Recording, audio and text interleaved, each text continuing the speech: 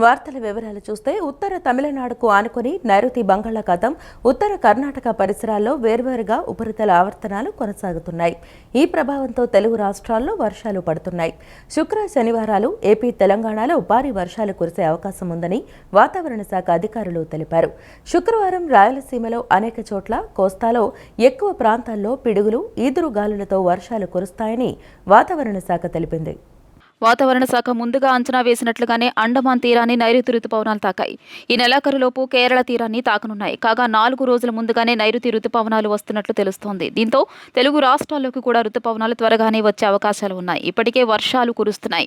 AP, తెలంగాణలో శుక్ర శనివారాలు భారీ వర్షాలు కురిసే అవకాశం ఉన్నట్లు వాతావరణ శాఖ తెలిపింది. విజయవాడలో గురువారం అర్ధరాత్రి భారీ వర్షం కురిసింది. పలు లోతట్టు ప్రాంతాలు జలమయమయ్యాయి. రోడ్లపైన మోకాళ్ల లోతు వరకు నీరు నిలిచిపోయింది. ఇంకా రాష్ట్రంలో పలు చోట్ల పిడుగులు, ఈదురుగాలులతో కూడిన వర్షాలు కురిశాయి. రాష్ట్రంలో 2 రోజులు 40 డిగ్రీలకు పైగా ఉష్ణోగ్రతలతో పాటు ఆకస్మికంగా పిడుగులతో కూడిన వర్షాలు కురుస్తాయని విపత్తు నిర్వహణ సంస్థ తెలిపింది. శుక్రవారం రాయలసీమలో అనేక చోట్ల, కోస్తాలో ఎక్కువ ప్రాంతాల్లో పిడుగులు, ఈదురుగాలులతో వర్షాలు కురుస్తాయని వాతావరణ శాఖ తెలిపింది. ఎండ తీవ్రత, ఉక్కపోత కొనసాగుతాయని పేర్కొంది. అలాగే అల్లూరి, మన్యం, అనకాపల్లి, కాకినాడ, చిత్తూరు జిల్లాలో ఓ మోస్తరు నుంచి భారీ వర్షాలు కురుస్తాయని, శ్రీకాకుళం, విజయనగరం, గుంటూరు, నంద్యాల, కర్నూలు, అనంతపురం, కడప, శ్రీ సత్యసాయి జిల్లాల్లో తేలికపాటి నుంచి మోస్తరు వర్షాలు కురుస్తాయని, మిగతా జిల్లాల్లో తేలికపాటి జల్లులు పడే అవకాశం ఉందని తెలిపింది. భారత్లో క్లీన్ ఎనర్జీ విప్లవం రాబోతుందని, దానికి ఏపీ నాంది పలుకుతోందని మంత్రి నారా లోకేష్ తెలిపారు. అనంతపురం జిల్లా బేతేపల్లిలో సోలార్ ప్లాంట్కు నేడు మంత్రి లోకేష్ శంకుస్థాపన చేశారు. ఒకే రాష్ట్రం, ఒకటే రాజధాని, అభివృద్ధి వికేంద్రీకరణ నినాదంతో ముందుకు వెళుతున్నామని తెలిపారు. భారత్లో క్లీన్ ఎనర్జీ విప్లవం రాబోతోందని, దానికి ఏపీ నాంది పలుకుతోందని మంత్రి నారా లోకేష్ తెలియజేశారు. భవిష్యత్ ఆశలు, ఆకాంక్షలకు వారధిగా రెన్యూవబుల్ ఎనర్జీ కాంప్లెక్స్ ఉంటుందన్నారు. రెన్యూవబుల్ ఎనర్జీ పరిశ్రమ మాత్రమే కాదు, ఒక ఉద్యమం అన్నారు. అనంతపురం జిల్లా బేతేపల్లిలో సోలార్ ప్లాంట్కు నేడు మంత్రి లోకేష్ శంకుస్థాపన చేశారు. దేశంలో అతిపెద్ద రెన్యూవబుల్ పవర్ కాంప్లెక్స్గా బేతేపల్లి సోలార్ ప్లాంట్ను ఏర్పాటు చేస్తున్నారు. సుమారు 22,000 కోట్ల రూపాయలతో ప్రాజెక్ట్ నిర్మాణం జరగనుంది. ఈ సందర్భంగా మంత్రి లోకేష్ మాట్లాడుతూ, ముఖ్యమంత్రి చంద్రబాబు నాయుడు ఒక టార్గెట్ పెడితే తాము సీరియస్గా తీసుకుంటామని అన్నారు. అందులో భాగంగానే దావోస్లో గ్రీన్ ఎనర్జీ ఒప్పందం కుదుర్చుకున్నట్లు తెలిపారు. ఈ ప్రాజెక్టు వల్ల రాబోయే రోజుల్లో మనకు విద్యుత్ ఛార్జీలు తగ్గుతాయన్నారు. గడిచిన 5 సంవత్సరాల వైసీపీ పాలనలో ఒక్క మెగావాట్ కూడా రాలేదన్నారు. అనంతపురానికి తాము కియా మోటార్ల పరిశ్రమకు వచ్చామన్నారు. ఇటువంటి కొత్త ప్రాజెక్టులు తీసుకువచ్చి కరెంటు ఛార్జీలు పెంచేందుకు ప్రయత్నం చేస్తున్నామన్నారు. ఒకే రాష్ట్రం, ఒకటే రాజధాని, అభివృద్ధి వికేంద్రీకరణ నినాదంతో ముందుకు వెళ్తున్నామని తెలిపారు. కర్నూలులో హైకోర్టు బెంచ్ని తీసుకొస్తామని, ఈ కార్యక్రమానికి ప్రధానమంత్రి నరేంద్ర మోదీని పిలుస్తామని అన్నారు. చెన్నై, బెంగళూరు, హైదరాబాద్ వంటి బ్రాండ్లు తనకు లేవని, చంద్రబాబు మాత్రమే ఏపీకి బ్రాండ్ అని తెలియజేశారు. Today we are not just laying a foundation stone. We are laying the cornerstone for India's clean energy revolution. It is an honor to be part of this historical movement. The launch of the Renewable Energy Complex is a symbol of bold ambition and sustainable progress. With an investment of 22,000 crores, this project is not just empowering grids, it's energizing hope, fueling ambition, and lighting the way for a cleaner tomorrow. Renewable energy is not just an industry, it is a movement. It is the bridge between what we dream today and what we owe to our future generations. Sunlight is free, wind is free, clean air is priceless. Why should our future generations come at a cost of our planet? Operation Sindoor పేరుతో మన దేశ సైన్య శౌర్య పరాక్రమాలను ఘనంగా చాటేందుకు శుక్రవారం నగరంలో భారత శౌర్య తిరంగా యాత్ర నిర్వహిస్తున్నారు. ఈ కార్యక్రమంలో ఎన్డీఏ భాగస్వామ్య పక్షాలన్నీ పాల్గొంటున్నాయి. టీడీపీ అధినేత ముఖ్యమంత్రి Chandrababu, deputy CM Pawan Kalyan, BJP అధ్యక్షురాలు దగ్గుబాటి పురంధేశ్వరితో పాటు పలువురు ప్రజా ప్రతినిధులు, నాయకులు, కార్యకర్తలు పెద్ద సంఖ్యలో యాత్రలో పాల్గొంటారు. ర్యాలీ ఇందిరాగాంధీ స్టేడియం నుంచి బెంచ్ సర్కిల్ వరకు జరుగుతుంది. ఆపరేషన్ సింధూర్ పేరుతో మన దేశ సైన్య శౌర్య పరాక్రమాలను ఘనంగా చాటేందుకు శుక్రవారం నగరంలో భారత శౌర్య తిరంగా యాత్ర నిర్వహిస్తున్నారు. ఈ కార్యక్రమంలో ఎన్డీఏ భాగస్వామ్య పక్షాలన్నీ పాల్గొంటున్నాయి. టీడీపీ అధినేత ముఖ్యమంత్రి Chandrababu, deputy CM Pawan Kalyan, BJP అధ్యక్షురాలు దగ్గుబాటి పురంధరేశ్వరితో పాటు పలువురు ప్రజాప్రతినిధులు, నాయకులు, కార్యకర్తలు పెద్ద సంఖ్యలో యాత్రలో పాల్గొంటారు. ర్యాలీ ఇందిరాగాంధీ స్టేడియం నుంచి బెన్ సర్కిల్ వరకు జరుగుతోంది. ఆపరేషన్ సింధూర్ విజయవంతమైన నేపథ్యంలో కేంద్ర రాష్ట్ర ప్రభుత్వాలు విజయోత్సవ ర్యాలీలు నిర్వహించాలని నిర్ణయించారు. ఇందులో భాగంగా శుక్రవారం సాయంత్రం 5,000 మందితో భారత్ మాతాకి జై అంటూ నగరం మారుమ్రోగేలా ర్యాలీ జరగనుంది. సాయంత్రం 5 గంటలకు ఇందిరాగాంధీ స్టేడియం నుంచి ప్రారంభమై బెన్ సర్కిల్ వరకు చేరుకుంటుంది. 500 మీటర్ల జాతీయ పతాకాన్ని విద్యార్థులు పట్టుకుని ర్యాలీ చేస్తారని తెలియజేశారు. దావోస్లో చేసుకున్న ఒప్పందం ప్రకారం రెన్యూవబుల్ ఎనర్జీ ప్రాజెక్టు అనంతపురం జిల్లాకు వచ్చిందని మంత్రి గొట్టిపాటి రవికుమార్ తెలిపారు. దీని ద్వారా యువతకు పెద్ద ఎత్తున ఉద్యోగ కల్పన జరుగుతుందన్నారు. రైతులకు కౌలు ద్వారా మేలు జరుగుతుందని అన్నారు. గతంలో తమ ప్రభుత్వ హయాంలో 77 మెగావాట్ల విద్యుత్ ప్రాజెక్టులు తీసుకొచ్చామని అన్నారు. గత వైసీపీ ప్రభుత్వం ఒక్క ప్రాజెక్టును కూడా తీసుకురాలేకపోయిందని ఆరోపించారు. రాయలసీమ ప్రాంతం సోలార్ విద్యుత్తుకు అనువైందని తెలిపారు. ఈ ప్రభుత్వంపై నమ్మకంతో గతంలో వెళ్లిపోయిన వారు కూడా తిరిగి పెట్టుబడి పెట్టేందుకు ముందుకు వస్తున్నారని అన్నారు. రాయలసీమ, ప్రకాశం జిల్లాల ప్రాంతం అనువైన ప్రదేశం. ఆ ప్రాంతాల్లో తప్పకుండా తీసుకొస్తాం అని చెప్పి తీసుకురావడమే కాకుండా చాలా పెద్ద ఎత్తున ఈ పాటికే ఇప్పుడు రెన్యూ ఎనర్జీ వాళ్ళు 22,000 కోట్లు పెట్టుబడి పెడుతుంటే మొన్న మధ్య లోకేష్ గారి దగ్గర ఇంటికి వచ్చి టాటా పవర్ కూడా 7,000 మెగావాట్లు పెట్టుబడి పెడతామని చెప్పి తీసుకొచ్చి దాదాపు 50,000 కోట్ల రూపాయలు పెట్టుబడి తీసుకొచ్చారన్నమాట. అట్లా ప్రతి ఒక్కరు కూడా ఈ ప్రభుత్వం మీద నమ్మకంతో చాలామంది ఎవరైతే ఈ రాష్ట్రం నుంచి వెళ్ళిపోయారో గత ప్రభుత్వం దెబ్బకి వాళ్ళందరూ కూడా మళ్ళీ ఈ ప్రాంతానికి వస్తున్నారని చెప్పి కూడా సభాముఖంగా మీ అందరూ గౌరవంగా చెప్తా ఉన్నాం. అదే కాకుండా ఈ ప్రభుత్వం అధికారంలోకి వచ్చి 11 మాసాలు అయింది. చాలామంది మనందరికీ తెలుసు ఏం చేశామో ఈ 11 నెలల్లో మీ అందరికీ తెలియదు కాదు.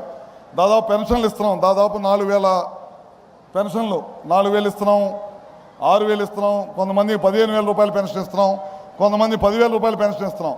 నాకు తెలిసి భారతదేశంలో ఏ రాష్ట్ర ప్రభుత్వం ఇవ్వలేని పెన్షన్స్ ఒక్క ఆంధ్ర రాష్ట్రంలో కూటమి ప్రభుత్వం నారా చంద్రబాబు గారి నాయకత్వంలో మాత్రమే ఇస్తున్నామని చెప్పి కూడా సగౌరవంగా మీ అందరికీ తెలియజేస్తా ఉన్నాం. అనంతపురం జిల్లాలో పర్యటిస్తున్న విద్యా ఐటీ శాఖల మంత్రి నారా లోకేష్ తన 2వ రోజు పర్యటనలో గుత్తి సమీపంలోని రామరాజుపల్లిలో ఉదయం 64వ రోజు ప్రజా దర్బార్ నిర్వహించారు. ప్రతి ఒక్కరిని స్వయంగా కలిసిన మంత్రి నారా లోకేష్ వారిని ఆప్యాయంగా పలకరించి వినతులు స్వీకరించారు. ఆయా విజ్ఞప్తులను పరిశీలించి పరిష్కారం కోసం తగిన చర్యలు తీసుకుంటామని భరోసా ఇచ్చారు. అనంతపురం జిల్లాలో పర్యటిస్తున్న విద్యా ఐటీ శాఖల మంత్రి నారా లోకేష్ తన 2వ రోజు పర్యటనలో గుత్తి సమీపంలోని రామరాజుపల్లిలో ఉదయం 64వ రోజు ప్రజా దర్బార్ నిర్వహించారు. వివిధ సమస్యలతో బాధపడుతున్న వారి నుంచి అర్జీలు స్వీకరించారు. మంత్రి నారా లోకేష్ ను కలిసేందుకు ఉదయం నుంచే ప్రజలు బారులు తీరారు. ప్రతి ఒక్కరిని స్వయంగా కలిసిన మంత్రి నారా లోకేష్ వారిని ఆప్యాయంగా పలకరించి వినతులు స్వీకరించారు. ఆయా విజ్ఞప్తులను పరిశీలించి పరిష్కారం కోసం తగిన చర్యలు తీసుకుంటామని భరోసా ఇచ్చారు. నిన్న గురువారం గుంతకల్ నియోజకవర్గ టీడీపీ కార్యకర్తలు, నేతలతో సమావేశం అనంతరం మంత్రి నారా లోకేష్ 63వ ప్రజా దర్బార్ నిర్వహించారు. పెద్ద ఎత్తున తరలివచ్చిన సామాన్య ప్రజానికం, కార్యకర్తల నుంచి అర్జీలు స్వీకరించారు. వంశపారంపర్యంగా తమకు సంక్రమించిన భూములను కబ్జాదారుల నుంచి కాపాడాలని గుత్తి పట్టణానికి చెందిన మంగళ రంగ నాయకులు మంత్రి నారా లోకేష్ ను కలిసి విజ్ఞప్తి చేశారు. కరిడికొండ రెవెన్యూ గ్రామంలో తమ కుటుంబానికి 6.50 ఎకరాల భూమి ఉంది. అయితే బేతాపల్లికి చెందిన కృష్ణన్న అనే వ్యక్తి నకిలీ పత్రాలు సృష్టించి అధికారులతో కలిసి మా భూమిని ఆక్రమించారు. విచారించి తగిన న్యాయం చేయాలని కోరారు. పరిశీలించి తగిన చర్యలు తీసుకుంటామని మంత్రి హామీ ఇచ్చారు. అనంతపురం జిల్లా పామిడి మండలం సాలూరులో తమ పట్టా భూమి 1.24 ఎకరాలను ఆన్లైన్ చేయాలని గ్రామానికి చెందిన పి నారాయణ మంత్రి నారా లోకేష్ ను కలిసి విన్నవించారు. తమ తండ్రి నుంచి సంక్రమించిన వ్యవసాయ భూమికి పాస్ పుస్తకం కోసం అధికారులకు పలుమార్లు విజ్ఞప్తి చేసినా పట్టించుకోవడం లేదని ఆవేదన వ్యక్తం చేశారు. పరిశీలించి తగిన చర్యలు తీసుకుంటామని మంత్రి భరోసా ఇచ్చారు. తమ ఊరి పొలాలకు వెళ్లేందుకు ఉపాధి హామీ పథకం కింద మట్టి రోడ్డు నిర్మించాలని పామిడి మండలం సాలూరు గ్రామానికి చెందిన ఎన్ కృష్ణ విజ్ఞప్తి చేశారు. పరిశీలించి తగిన చర్యలు తీసుకుంటామని మంత్రి హామీ ఇచ్చారు. అనంతపురం జిల్లా గుంతకల్లు మండలం నెలకొండ గ్రామ వైసీపీ సర్పంచ్ భర్త జయరామిరెడ్డి గ్రామానికి మంజూరైన 15వ ఆర్థిక సంఘం నిధులు 16 లక్షల రూపాయలను ఎలాంటి పనులు చేయకుండానే స్వాహా చేశారని విచారించి తగిన చర్యలు తీసుకోవాలని సింగాడి శ్రీనివాసులు మంత్రి నారా లోకేష్ను కలిసి ఫిర్యాదులు చేశారు. పరిశీలించి తగిన చర్యలు తీసుకుంటామని మంత్రి భరోసా ఇచ్చారు.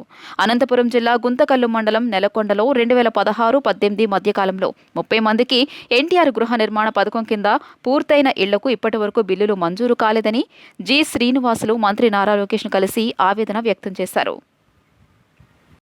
అభివృద్ధి సంక్షేమం రెండు కళ్లుగా కూటమి ప్రభుత్వం పాలన సాగిస్తోందని ప్రభుత్వ విప్ సెంట్రల్ శాసనసభ్యులు బోండా ఉమామహేశ్వరరావు అన్నారు. టీడీపీ ప్రభుత్వం మహిళలకు అండగా ఉండే ప్రభుత్వమని, కూటమి ప్రభుత్వం అధికారంలోకి వచ్చిన తర్వాత మహిళా సాధికారత సంక్షేమం దిశగా అనేక పథకాలు అమలు చేస్తోందని అన్నారు. నగరంలోని 26వ డివిజన్ మారుతినగర్లో డివిజన్ పరిధిలోని గర్భిణీ మహిళలకు సామూహిక సీమంతం కార్యక్రమాన్ని డివిజన్ టీడీపీ కమిటీ ఆధ్వర్యంలో నిర్వహించారు. ఈ కార్యక్రమానికి ముఖ్య అతిథిగా హాజరైన బోండా ఉమామహేశ్వరరావు ముందుగా మహిళలకు పసుపు, కుంకుమ, చీర, జాకెట్, స్వీట్స్, పండ్లు తదితర వాటిని అందజేసి ఆశీర్వదించారు. అనంతరం బోండా ఉమామహేశ్వరరావు మాట్లాడుతూ మహిళలను తమ తోబుట్టువులుగా భావించి టీడీపీ ఆధ్వర్యంలో సామూహిక సీమంతాలను ఏర్పాటు చేసినట్లు తెలిపారు. గతంలో టీడీపీ ప్రభుత్వం అధికారంలో ఉన్నప్పుడు కూడా ఇదే విధంగా చేశామన్నారు. ఎన్నికల సమయంలో టీడీపీ ప్రభుత్వం ఇచ్చిన ప్రతి హామీ తమకు గుర్తుందని, ఇచ్చిన హామీలను నెరవేరుస్తూ పాలన సాగిస్తున్నామన్నారు. ఇప్పటికే అన్న క్యాంటీన్లు ప్రారంభించామని, పింఛన్ నగదు పెంచామని, ఉచితంగా 3 గ్యాస్ సిలిండర్లను అందిస్తున్నట్లు తెలిపారు. ఇకపై గ్యాస్ సిలిండర్ల నగదును మహిళల ఖాతాలో ముందుగానే జమ అయ్యేలా ప్రభుత్వం చర్యలు తీసుకుంటుందని చెప్పారు. మహిళలకు ఉచిత బస్సు హామీని త్వరలోనే అమలు చేస్తామని, ఈ నెలలో తల్లికి వందనం పేరుతో చదువుకునే పిల్లలు ఎంతమంది ఉంటే అంతమందికి 15,000 రూపాయల చొప్పున అందించనున్నట్లు చెప్పారు. జూన్ నెలలో మహిళల ఖాతాలో 18,000 రూపాయల నగదు ఎన్నికల సమయంలో చెప్పిన హామీ ప్రకారం అందిస్తామన్నారు. సెంట్రల్ నియోజకవర్గంలో అన్ని డివిజన్లలోనూ సంస్థలపై తనకు అవగాహన ఉందని, సమస్యల పరిష్కారం దిశగా చర్యలు చేపట్టనున్నట్లు వివరించారు. అన్ని డివిజన్లలోనూ సామూహిక సీమంతం కార్యక్రమాలను టీడీపీ పరంగా నిర్వహిస్తూ గర్భిణీ మహిళలను గౌరవిస్తున్నట్లు చెప్పారు. ఎంతమంది 15,000 ఎంతమంది పిల్లలు ఉంటే అంతమందికి 15,000 రూపాయలు చొప్పున ఈ నెల నుంచి ఇస్తున్నాం. వచ్చే నెల నుంచి మహిళలకు ఇస్తామన్న 18,000 రూపాయలు ఇస్తున్నాం. అలాగే ఇదే కాకుండా ఉచిత బస్సు కూడా మరి వచ్చే నెల నుంచి పెట్టబోతా ఉన్నాం. ఇచ్చిన ప్రతి హామీ గుర్తుంది. ఇప్పటికే అన్నా క్యాంటీన్లు ఓపెన్ చేసాం. ప్రతి హామీని నెరవేరుస్తాం. ప్రజలకి అండగా ఉంటాం. ముఖ్యంగా సెంట్రల్ నియోజకవర్గంలో ఎమ్మెల్యే కార్యాలయం కానీ, కార్పొరేటర్ల కార్యాలయం కానీ నిరంతరం పనిచేస్తూ ఉన్నాయి. ప్రతి సమస్యని పరిష్కరించే దిశగా ఒకవైపు అభివృద్ధి, ఒకవైపు సంక్షేమం చేస్తూ ముందుకెళ్తా ఉన్నాం. భవిష్యత్తులో కూడా అలాగే చేస్తాం. ఈ కార్యక్రమం చేపట్టిన మా డివిజన్ పార్టీని, మా కార్పొరేటర్ని అభినందిస్తాం. కార్పొరేటర్ వల్లభనేని రాజేశ్వరి మాట్లాడుతూ టీడీపీ కూటమి ప్రభుత్వం అధికారంలోకి వచ్చిన తర్వాత ప్రజలందరికీ సువర్ణ యుగంగా ఉందన్నారు. ప్రత్యేకించి మహిళలకు అనేక సంక్షేమ పథకాలు అమలు జరుగుతున్నాయని, మహిళలంతా ఎంతో సంతోషంగా ఉన్నారన్నారు.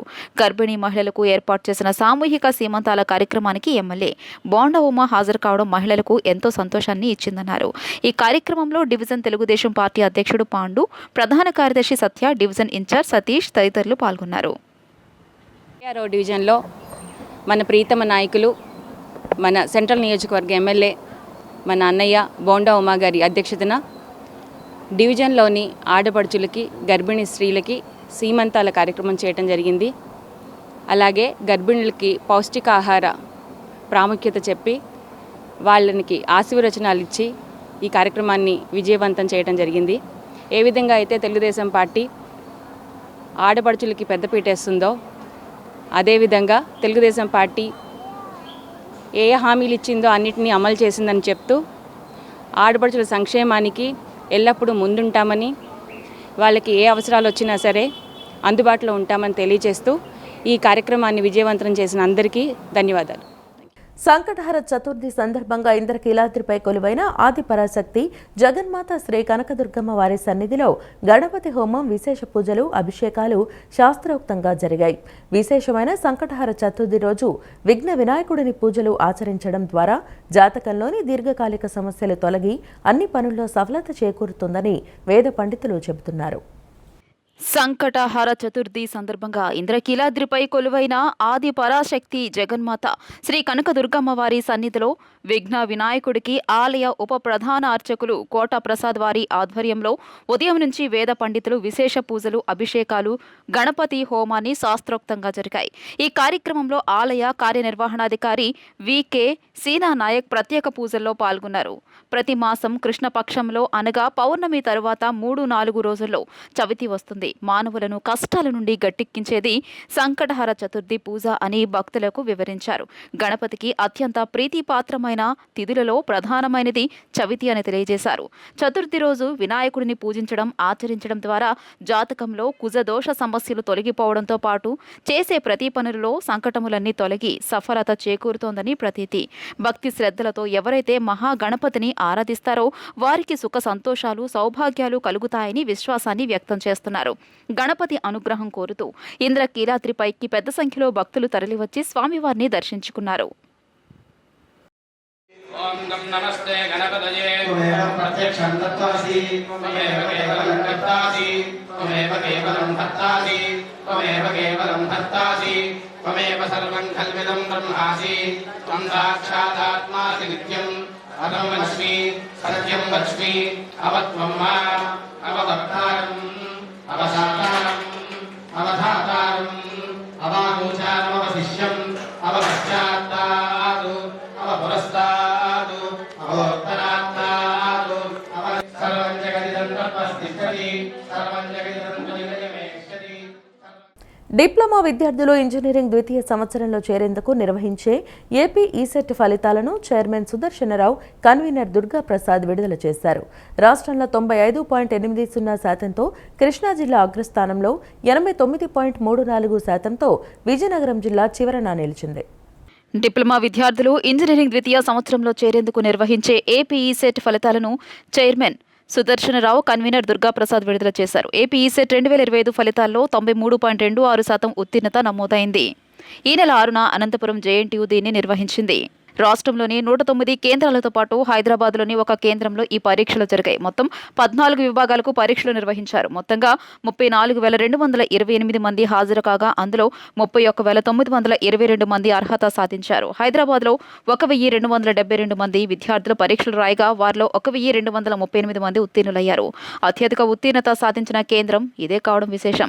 రాష్ట్రంలో 95.80%తో కృష్ణా జిల్లా అగ్రస్థానంలో 89.34%తో విజయనగరం జిల్లా చివరన నిలిచింది. భారత్ పాకిస్తాన్ మధ్య కాల్పుల విరమణ ఈ నెల 18వ తేదీకి పొడిగించారు. ఈ మేరకు అధికార వర్గాలు తెలిపాయి. త్వరలో ఇరు దేశాలకు చెందిన అధికారులు మళ్లీ చర్చలు జరుపుతారని పేర్కొన్నాయి. భారత్ పాకిస్తాన్ మధ్య కాల్పుల విరమణ ఈ నెల 18వ తేదీకి పొడిగించారు. ఈ మేరకు అధికార వర్గాలు తెలిపాయి. త్వరలో ఇరు దేశాలకు చెందిన అధికారులు మళ్లీ చర్చలు జరుపుతారని పేర్కొన్నారు. ఈ సందర్భంగా సరిహద్దు వెంట పరిస్థితులపై ఇరు దేశాలకు చెందిన అధికారులు సమీక్షిస్తారని అధికార వర్గాలు తెలిపాయి.